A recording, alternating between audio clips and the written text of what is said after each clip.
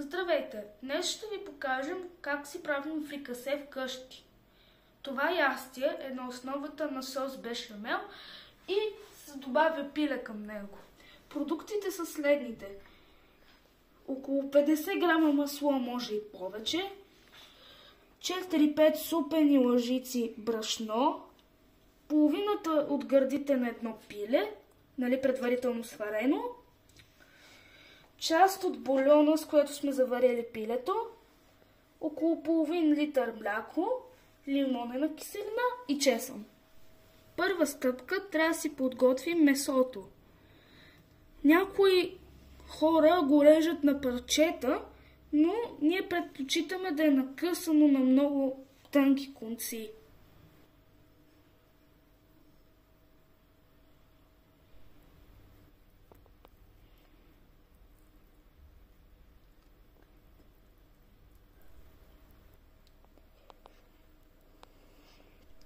Ето така трябва да изглежда месото и това беше най-пипкавата част.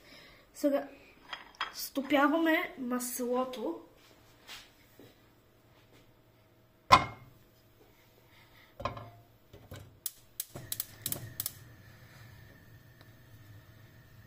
И го разбъркваме така лекичко. След като сме разтопили маслото, добавяме няколко лъжици брашно.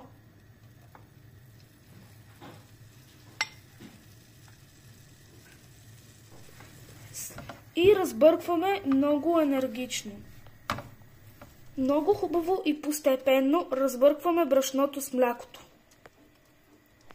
След това добавяме по-малко от бульона и ако млякото и бульона не са ни стигнали, може да се добави гореща вода. След като стигнем нужната гъстота, го оставяме за 15-20 минутки да се позготви, като постепенно бъркаме. През това време, докато се готви, може да сложим подправки.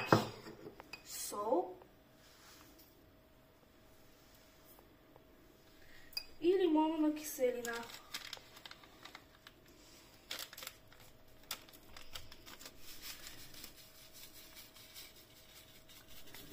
И разбъркваме. Слагаме чесън, като може да е надчукано в хаванче, но за по-лесно може и на ренде. След като се е изготвила кашата, добавяме и месото.